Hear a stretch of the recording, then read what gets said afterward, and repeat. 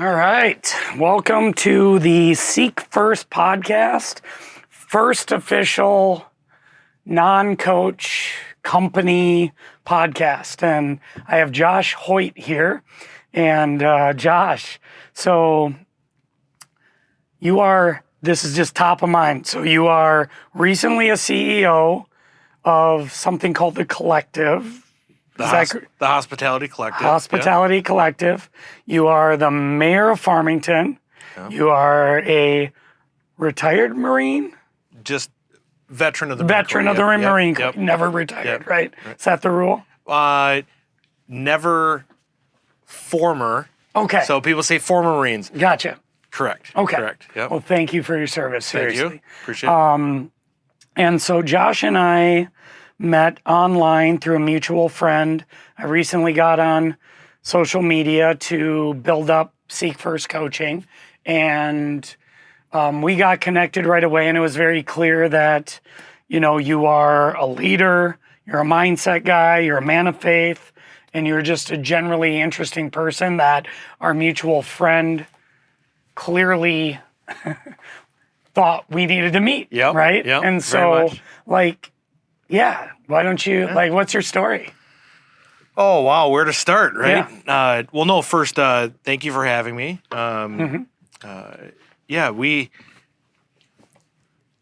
You cross paths with people at different times for different reasons, and it doesn't always make sense at first, right? And who connected us, it only makes perfect sense, right? Right. But no, I was born in Southern California. I was born in Poway. My dad was in the Navy. Okay. I can say I was a California native for 9 days before we moved back. Grew up in Mankato, age 10, moved to the Farmington, Lakeville area. I graduated from there in 97, puts me mid-40s now. Okay. Did 3.5 years in the Marine Corps, spent the better part of a decade and a half in automotive and retail. Always customer-facing, customer-first industries. Pivoted a little bit and decided to go into construction and became self-employed for technically the second time, but first real big business, I should say. Got involved with local government and got elected a few times. Always growing and it's been quite the journey. Very unconventional. Yeah. But I love it. I love every part of it. Well, and now you're clearly in a position of a platitude of successes between, all of these are, you think mayor, right? Leader of the town, right? You think CEO, leader of the business. I know you have your own podcast, and I haven't listened to it yet, but I'm very curious because I love I think it's no one solution. Is that right? No single solution, which I love because I'm an integrated thinker and I believe in nuanced truths. The devil's in the details, right? And we are, without question, a society that does not like to have more than one answer to a problem. Right. Right? Right. We'll just leave that alone. Yeah. We'll just leave that alone. Yeah. So, where did that transition? Let's just start with politics. What made you want to get involved? I not to make this about me, but we're pretty connected in our community, and there's been a lot of major political things, and I've been approached, Sarah and I have both been approached for city council, school board type positions. Yeah. I was a delegate the last election cycle for the district and the state. So I was an elected delegate, and we got the kids involved because after COVID, we were like, okay, let's go see how the sausage is made, right? Right. And yeah, man, it ain't my jam yet. It's a different monster. Even for the party that I associated with. Yeah. I was like, ugh. Well, okay. So for the record, let's just say the extreme of both sides. Yeah. Oh, yeah. They're crazy. They're crazy. No single solution. No single. Absolutely. Yeah. So why did I get involved in local government? Yeah. Because I don't refer to myself as a politician, even though even last night at one of our council meeting or our work session, you're such a politician. No, I'm not. Okay. The primary reason is because local government affects our everyday life. For sure. I am still floored how many people are enamored with federal level politics, right? And most of that stuff never actually makes it to you. We think it does, but it doesn't. Because that's all we're inhaling. Correct. That's all you hear. So whether it's first responders, public safety, water and sewer, park and rec, streets and maintenance, your school board, that's in your backyard. That's in your front yard. It's your neighbors. It's all the things. And yet it's the greatest distance that the average person and business owner has from government is their local level. Sure. We're enamored with federal level, a little bit less with state, but we're detached from local. Right. In my situation in 2018, our sitting police chief, or our current police chief, I should say at the time, had entered into a separations agreement. The city council had an issue. It was widely documented, made all the national news, all the things. Long story short, I saw my local government, the city that provided me, the community that provided me with a ton of opportunities when I was just a youngin', an adolescent into high school. I saw them screaming for leadership. We just weren't, our government just wasn't doing for us what it should be doing.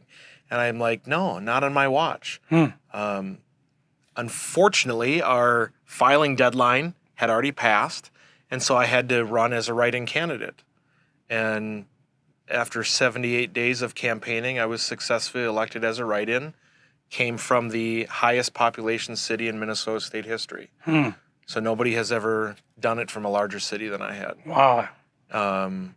Yeah, it was a fascinating experience, but I knew I was going to get involved eventually. Yeah. But this compelling issue pulled me in a few years earlier than I had anticipated.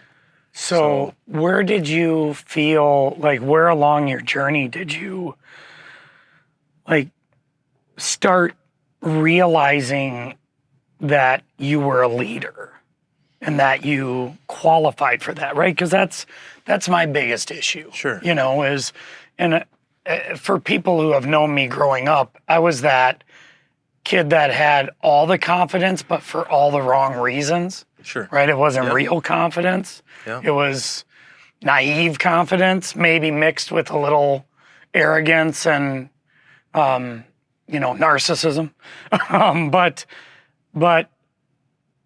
like, I started a program about 9 months ago that, I'll just keep a long story short, that I pushed off for 3 months because my whole question was like, who am I to do this, right? Like, who am I the one that is supposed to be leading in this capacity? And, God just kept hitting me over the head with it and finally gave me the roadmap, so to speak, to kind of do it and said, don't worry about that, right? Like, worry about it, but we'll figure it out along the way. Right. And so I'm just kind of curious, like, have you always had that confidence? Did you always feel that calling, or did you discover it at some point along the way?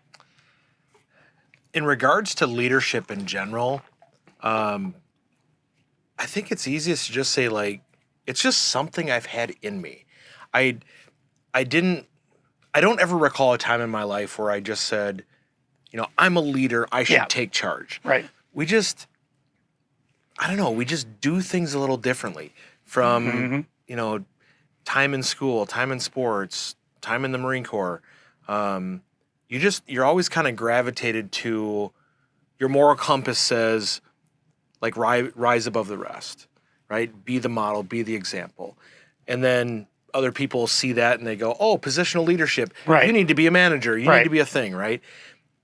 It's interesting because when you talk about local government and it's a calling to leadership, you know what the requirements are for local government? 18 years of age, resident of your district for 30 days, and no prior felony convictions. Okay. That's it. There's no other requirements. Yep. So Trump's out. Like, well, federal level, a little bit different, right? But locally, no. And I think that's what people don't realize is, like, literally almost anybody can run for local office. Yep. even when you're elected, it doesn't make you a leader. There's positional policy making with it, but it's a great point. I don't know who the quote was, if it's Reagan or somebody. I know where you're going with this, right? Yeah. Like the person you want in local government is not the person who wants to be in local government. Exactly. Right. I wasn't looking, like I knew I wanted to serve my community, but I wasn't like, hey, I want to be on council. I got the answers. Right. Right. No, it was like, I'll get in and do the work. All right. For the right reasons. All right, we'll do this thing. Right. Yeah, for sure. Okay. Yeah. Well, that makes a ton of sense. And like, what has been your greatest, I'm curious, our mayor is stepping down this year, so maybe you can be my campaign manager. I mean, I can point you in the right direction. No chance, Andover, not this time around. Not ready. We'll see. We'll cross that bridge. Yeah. But like, what's been the biggest, like, what's the best part and what's the worst part? The best part is you have a platform and reach to get to people who you otherwise would never get in front of. Yep. And I'm talking everybody, right. regardless of age, sex, religion, it doesn't matter. You're put in a position where people listen to you. And so you have more reach to do all the good things with. The hardest part is you're accessible by everyone. Right. I had a conversation with one of my peers not too long ago, and it was about basically freedom of speech. Yeah. And I said, I served for 3.5 years to preserve the right for that person to get up there and call me a POS. Right. Like, you have to have some thick skin. You do. Especially post-COVID, post-Minneapolis issues. Yep. Post all the things in the last 4 years. You got to have some thick damn skin. Right. And you can't take it personal. Yeah. The idea that we are our ideas is really, we teach this to our kids all the time, right? Like our homeschool method is, who are you as people? We're going to focus on that. And then ultimately, like Socratic method, critical thinking, right? And to be able to understand, I say this with anxiety. I made a pretty bold claim the other day because I believe words have meaning and you should choose your words as carefully as you possibly can to reflect what you truly mean when you say them. And so when I say that to someone who has anxiety, that they can't have it, I said, no, anxiety has you. Mm-hmm. You have to get the relationship right. You have to get the dynamic right. You're not in charge when anxiety has you. And so I know what the implications are, but words matter. Mm-hmm. So same with ideas. Do you have ideas or do ideas have you? And right. I think one of the things that we're living through right now, and I have certainly been this person in the past, so I'm not sitting here on my high horse. This took a lot of work and a lot of humility and a lot of failure to be able to detach from not only the idea of myself, but the ideas of others that validated in that echo chamber my own understanding, those partial truths, right? Right. It's that no single solution. It's like, okay, yeah, I like that. There's some truth to it, and it like attaches to you as part of who you are. And so when you enter into that dialogue, if I were to question your whatever policy, I'm not just questioning the idea now, right? Correct. I'm questioning who you are as a person. Correct. Because you've made that idea your own identity. And then when you have the platform of social media to insulate yourself from the repercussions of anything, and you have the inability to provide nuance and accountability in a one-on-one situation,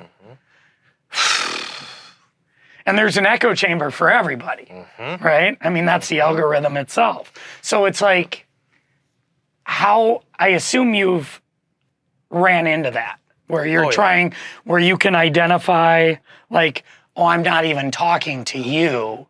I'm talking to the collection of ideas that has you. Mm-hmm. Yeah. How do you deal with that? That's a pretty wide question too, because For sure. because it's every unique situation or scenario, I think, presents itself as an opportunity. Yeah.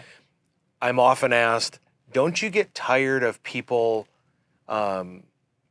asking you about this or not doing their own research or whatever? And I go, you know what? Anytime somebody, and I don't think this is necessarily true just about local government. It's true about life in general. Yeah. When somebody shows up and they're frustrated, they're concerned, or they don't know, it's an opportunity to listen, ask questions, educate, or inform. That's all it is. Sometimes people come to you with heat and they're like, I don't agree with this, and da-da-da-da, fill in the blank, right? Help me understand. Why? Right. Yep. How is this affecting you so much that it elicits this response? Okay, it's in your backyard. Yep. What do I need to know to better understand your perspective? Yep. I'm not trying to figure out a solution. Yep. I want to understand where you come from. Yep. Elected people suck at that. Right. Suck. They're the worst people on the planet Listening at figuring should be that out. required. Yes. Like a requirement, active listening and being able to pay attention, because then you're going to be able to tell right away, I would imagine, right? It's like, oh, this guy's pissed off because of a Facebook post 2 days ago versus it is in my backyard and I should take this seriously. And then you have a lot less trouble. Well, you have a lot less trouble separating the wheat from the chaff. Yeah. There's some self-imposed disciplines I have. Like, I don't respond to an email for 24 hours. Good one. Like, you got to let them come down off the cliff, right? Yep. No, you just have to remember they're human beings. They're real people who you have no idea what the other side of their life is like and what they're going through. And this might be their outlet, and they're using the thing. Yep. Because we know that, in general, people are slow to compliment and quick to complain. Put that like 100x when it comes to local government. You'll hear about it in seconds if they're pissed, and it will take them years to compliment you. So you just have to, I know what I signed up for. Yep. I know what comes with it. I take the heat. But when you get into the household and it gets around the family, it's a whole different conversation. Yeah, that leads me to my next question. Okay. You strike me as a guy who can handle that, but you're also human. So that means I already know there's times you don't. Mm-hmm. Now, that doesn't mean anybody else sees it. Right. But are you willing to share, like, how do you recover? Because I'm in a losing industry too, right? Yeah. It sucks. I posted a video maybe a month ago just saying, man, it really sucks being a gym owner sometimes. Mm-hmm. Because, people aren't here to join a gym. They're here to get better as people, typically. But they don't even know that. And you know that. And you're trying to lead them to that understanding. And they want a $10 membership. Like, that's going to solve the problem. And, and then you get attached to certain ones, right? And you really put effort into those ones. And you see the change and you see it go. And then they fall back into old patterns, which we all do. And it's so hard sometimes to not take that home, take it on your shoulders as your own failure, as just general heartache for unrealized potential in general. That's the battle I've been called to fight. You've been called to fight this battle, which means we're always taking bullets. So, like, my wife is, I assume family and friends, but, what are some of the ways you deal with that negative emotion and negative interaction and disappointment? Yeah.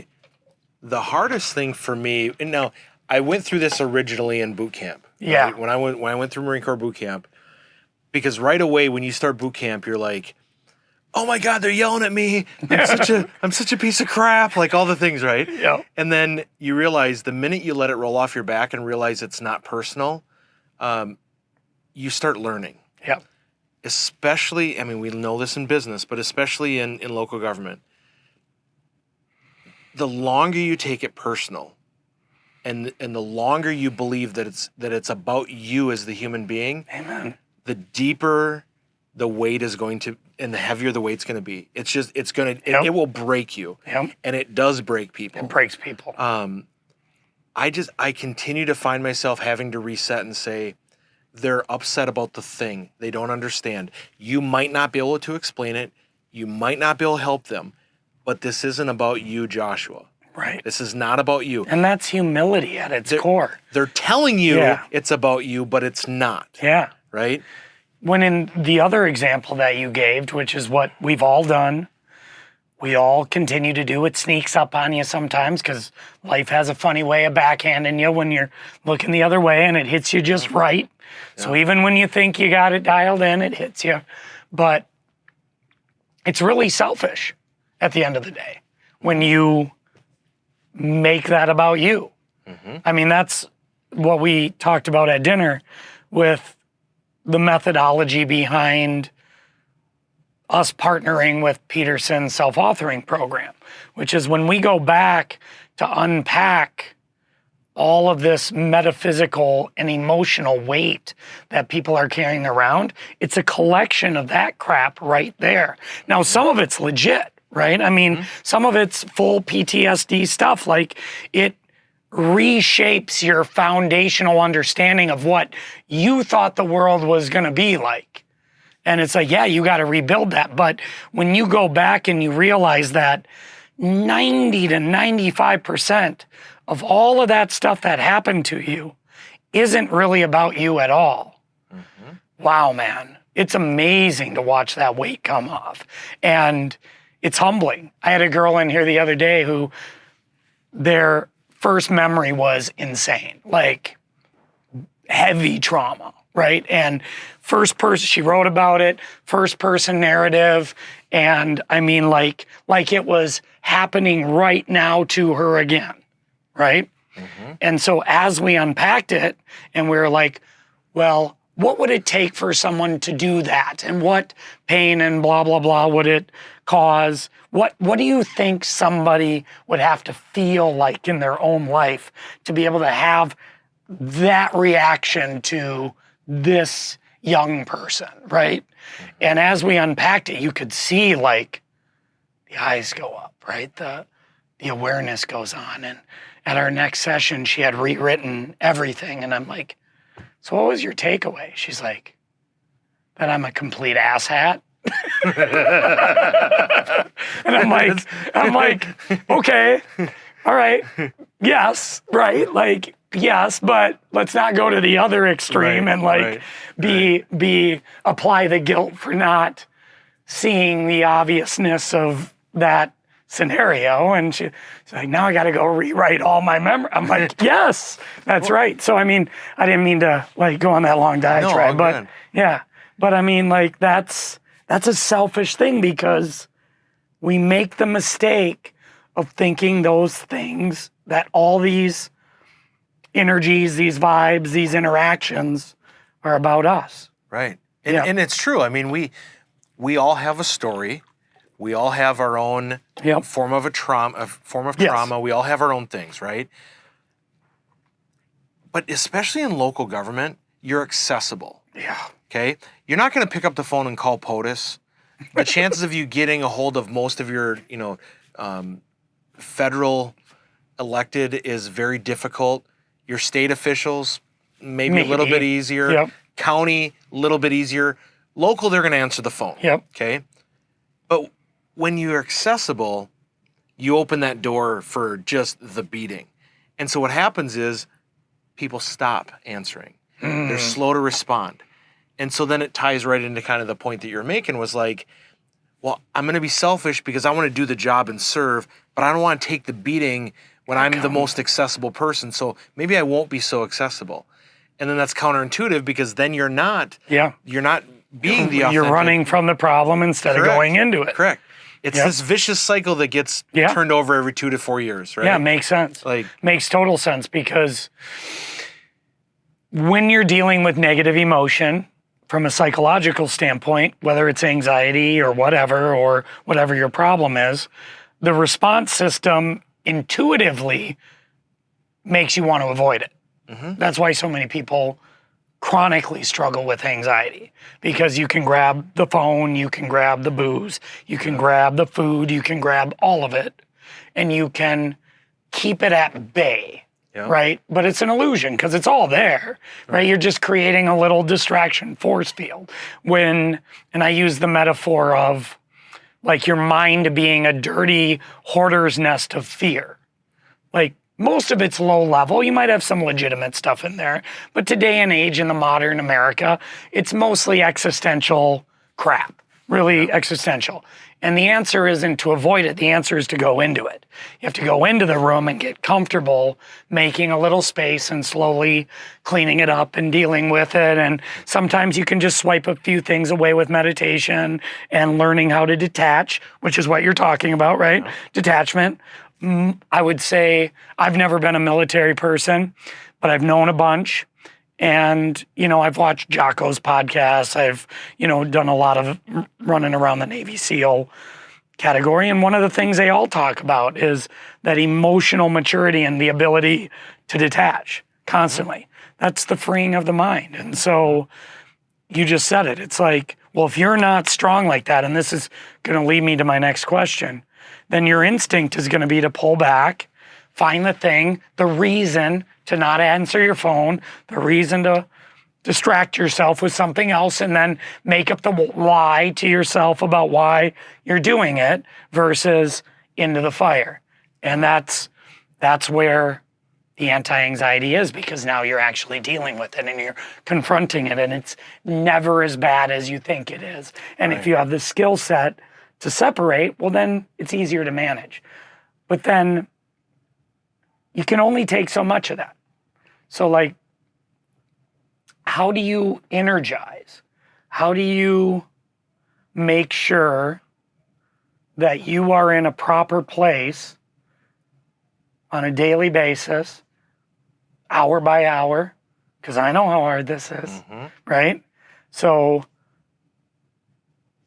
what is your routine? What are your go-tos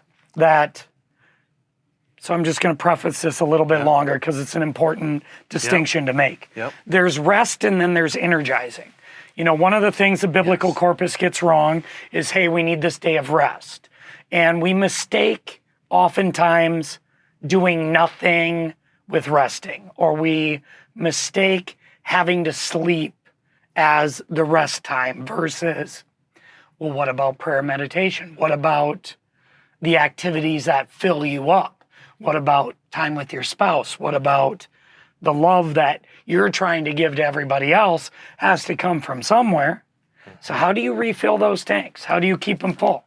That's a great question. And I appreciate you differentiating between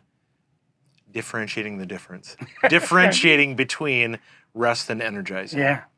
Because I will run my body until it is so exhausted and depleted that my body shuts me down. It on the spot will put me down. I honestly, I break it into two different sides. There's the physical and then there's the mental side. I need wins.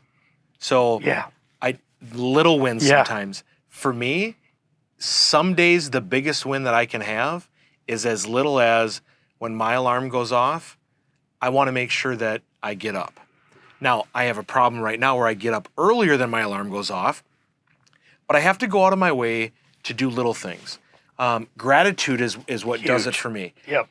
Whether it's a phone call, a text, something that I say in passing, throughout the day, if I can extend gratitude and show gratitude, preferably to people that I don't know, it's the most genuine way I can do it. That energizes me. Because here, I'm like most people. When you put in and put in and put in and you don't see the output, you're like, what am I doing? Is this going to yield results, right? I feel good about it, but I'm putting in and it's like, would the thing just start growing? Right. Then you get discouraged. Then you get exhausted. Then you get depleted. So I have to find those wins. This week is one of those weeks. Every day, Monday through Friday, it's 7 a.m. to 8 p.m. All week it's busy. I know that I need little wins. So it's making the phone call, scheduling dinner for Monday night. It's going out of my way to have a little bit more intimate conversation with my son. I know it's coming, so I have to put it in my schedule of things to do. If I don't, I'm just going to get lost in the work. I'm going to get lost in the grind, and I'll get out of balance. And then mentally and physically, like, I'm done.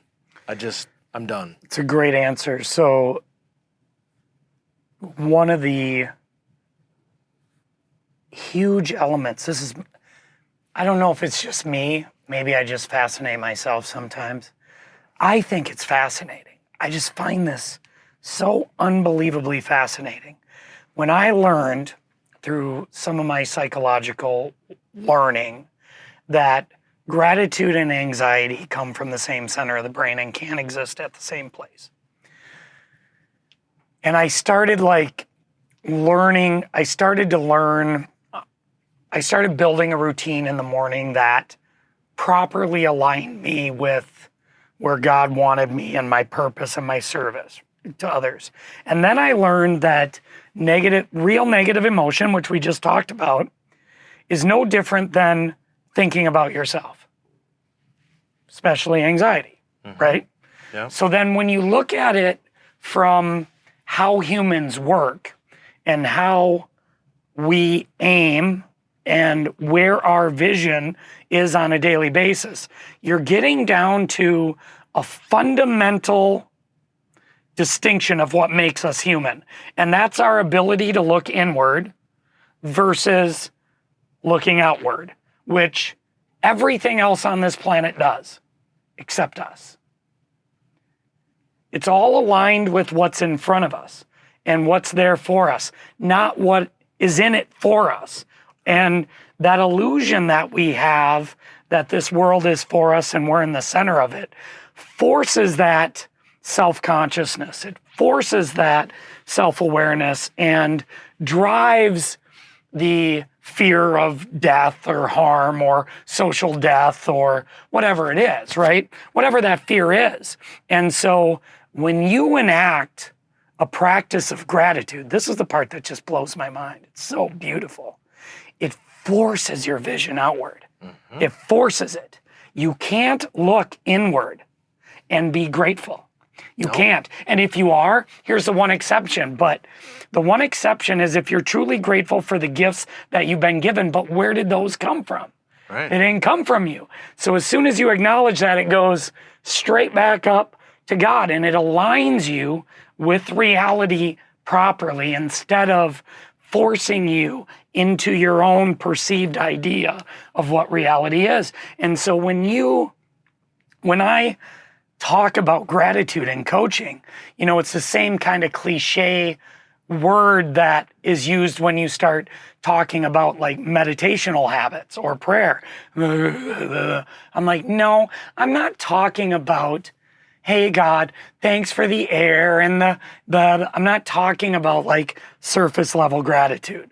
I'm talking about taking a moment and thinking about your wife, thinking about that woman, thinking about what your life would be without her, thinking about your kids that she sacrificed her body to bring into the world for you.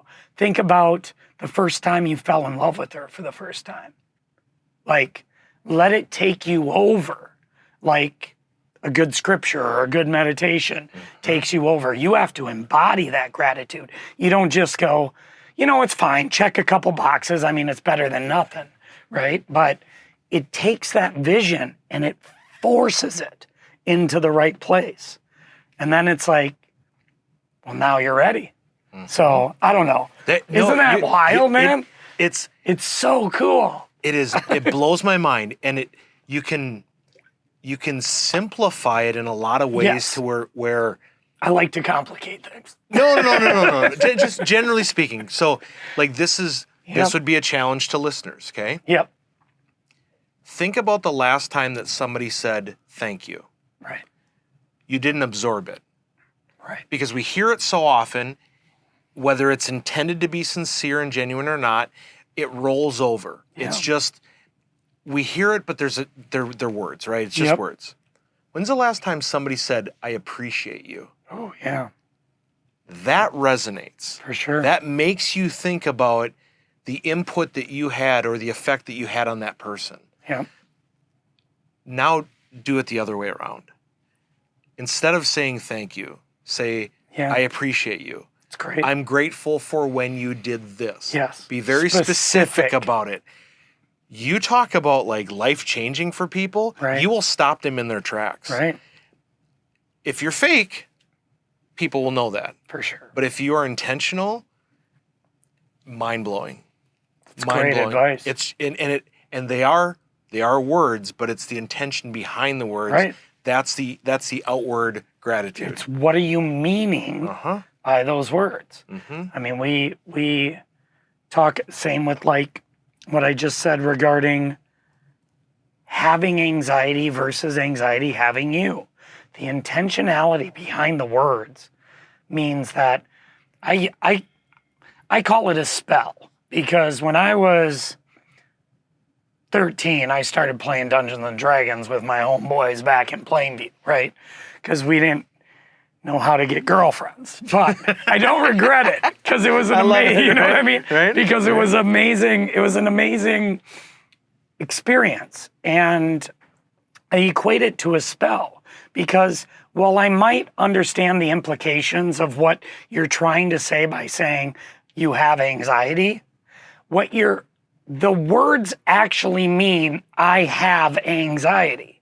There's meaning there, meaning I can have it. And I mean, yes, you're experiencing anxiety, but you don't have it. It has you. Right. And so if you wanted to get conspiratorial, and I said, you know what? I want to create a codependent relationship with the feeling of existential fear by convincing people that this is something they can have. And then in passive meaning, suggest that you have a reason why now you can't do this or can't do that or can't do this, and don't have to go outside and don't have to do any of that stuff or face what you need to face in the eternal reality of mortality and fear and all that crap. One could do a lot worse than saying you have anxiety.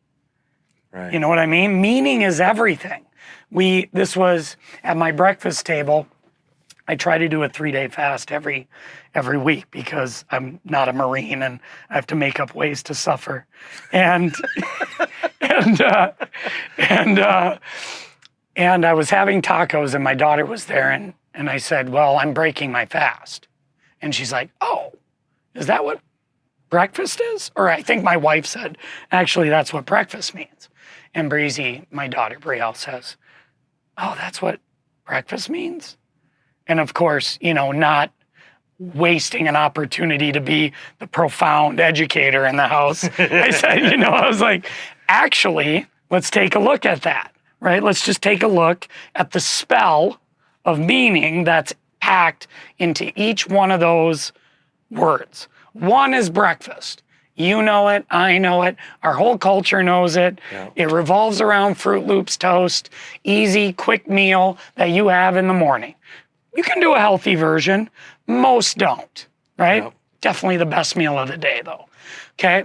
Or you can have a relationship with the meaning of breaking the fast, which means, by definition, you fasted. It also means that it doesn't matter when that meal happens. It happens after your fasting period. And so which relationship with which word, if this culture has this meaning and this culture has this meaning, which one has a healthier relationship with food? Right. It's no question. And we don't give credence to the power of meaning behind what we're saying. You just said it perfectly. You say thank you, but what do you mean? Mm-hmm. Are you really thankful? Or are you truly appreciative for what these people did? And what is it that they did? Mm-hmm. That's powerful, man. I can understand why that stops people in their tracks. Because, yeah. Words have meaning. Right? They're magic. It's They're unbelievable. magic. They're magic. And so like you're talking a little bit about anxiety, right? Yep. I have done my fair share of public speaking. Yeah.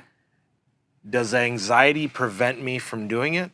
No. No. Do I get anxious every time? For sure. Absolutely. 100%. You teach yourself how to navigate through those first couple minutes because it's still on TV. It's a lot of people, all the things. Yeah. But when you start to really break down language and words, when you stop a random person and you're very intentional about a compliment, you're going to solicit an extreme emotional response. Right. Wow, that's an amazing lavender blouse. Yes. They go, oh, he's paying attention. huh? Yeah. We don't pay attention enough. No. Across the board. In work, at home. You can't if your Correct. vision is on yourself. Correct.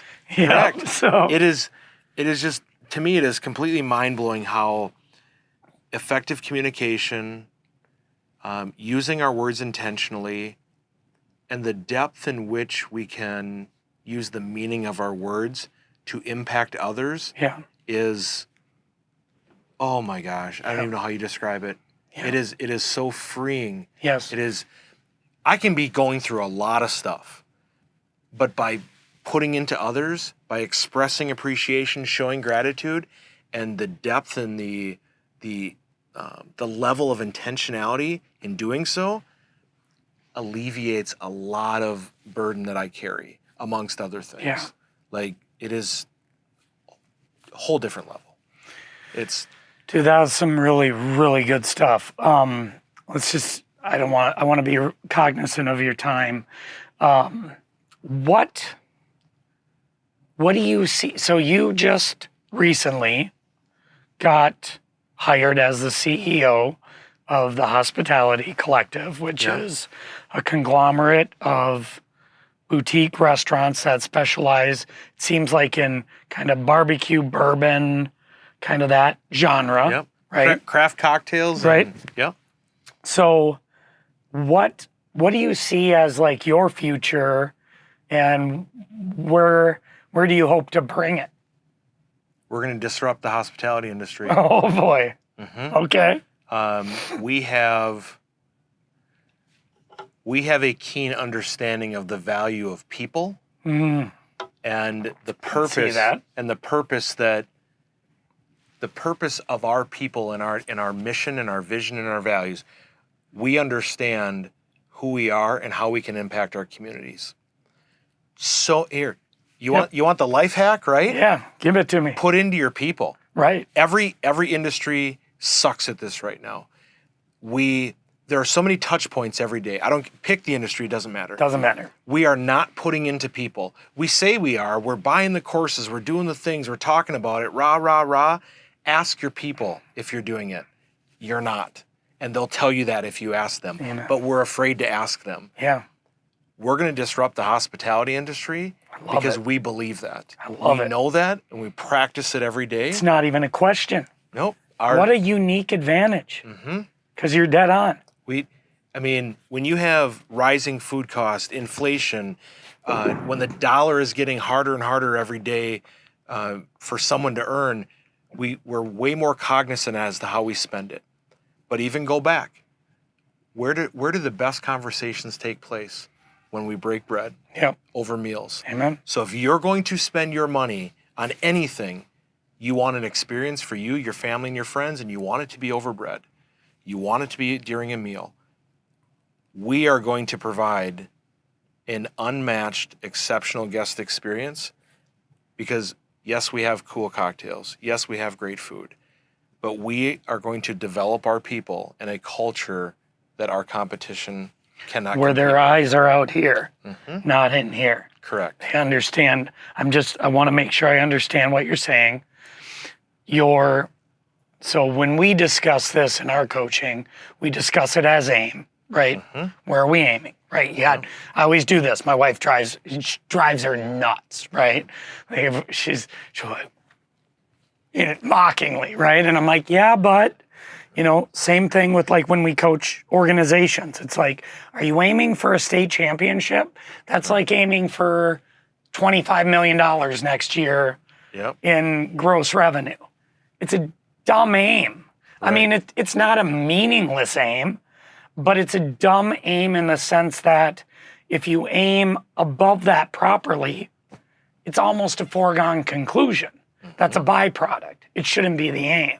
Correct. The aim is in how do we invest in the people in our restaurants so they know they're loved, they understand the vision. We sort for the people who want to be a part of that vision.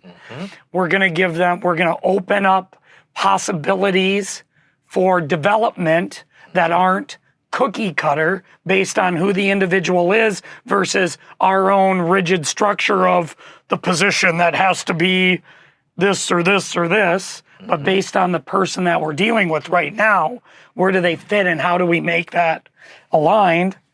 Am I on? You are spot on. Okay, right. Absolutely. Love it. It's Love it. It's a lot of the principles that I have been taught through my mentorship and my professional career. I've carried it into the city. It's been the transformation within our team there, and I'm excited because I've got 320 plus employees over 6 locations. A lot of talent.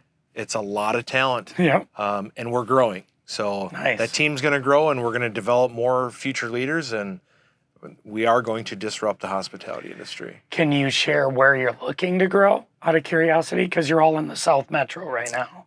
Correct. So we're in Eagan, Apple Valley, Farmington, Savage, and Chaska. And at this point, I can't reveal any geographic locations. That's why I asked. Yep.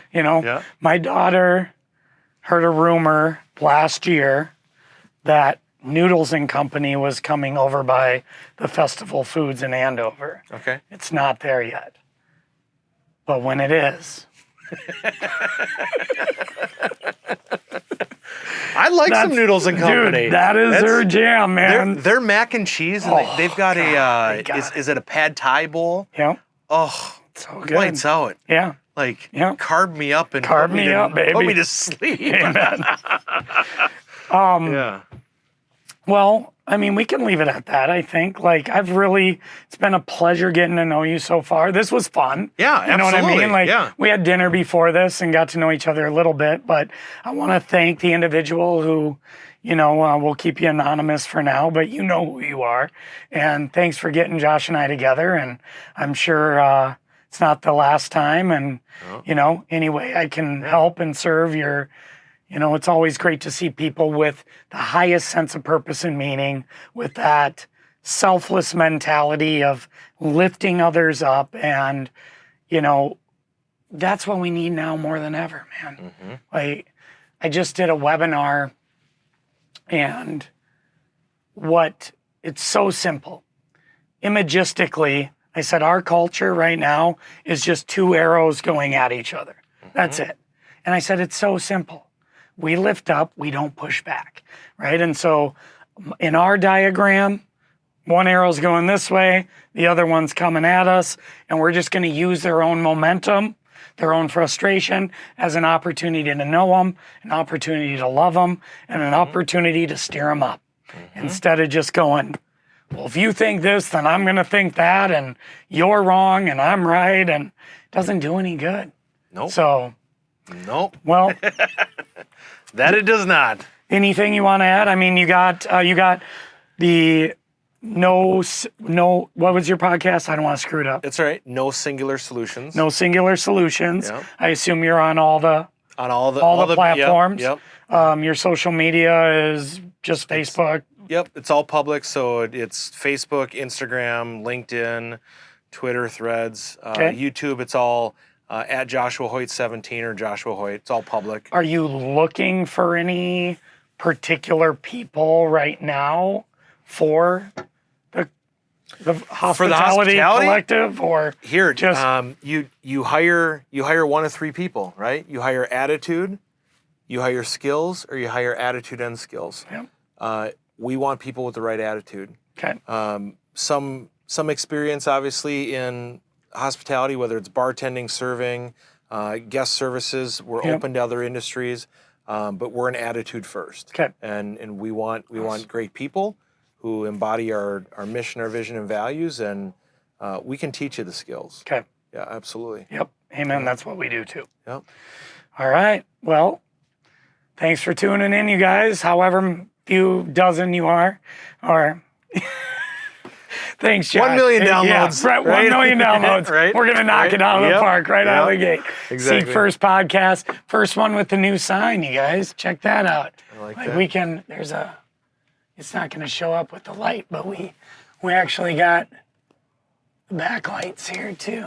Yeah, it doesn't really show up. Well, you can kind of see it. Kind of see it. I like that. So this is the Seek First logo. It represents the crown and the Trinity. So 3. Yep. And so that's the logo there too. So TNL Woodworking, they do our prayer boxes as well for Takes a Village, and I might as well pimp them too quick. Prayer boxes for your community. One of the amazing ways we can get together is by taking responsibility for the people we're closest to. Yeah. That's what Josh is doing, right? In Farmington. How can we love people on social media if we don't even love the people we're living right next door to? Yeah. And so the prayer box ministry, it's called Takes a Village MN. You can put them in businesses. You can put them outside. You can go in as a neighborhood. You can put one in the cul-de-sac, right? And the whole idea is first, it lets your neighbors know who you are. It lets them know that you're a believer. It lets them know that you're willing to help, that you're willing to love, that you're willing to serve. And, heaven knows we need that now more than ever before in the most divided we've ever been. So, absolutely. So there's some plugs for some of the other businesses I'm associated with. And Josh, it was a super pleasure, man. Thank you, sir. Pleasure. Very much appreciated. All right. Very much.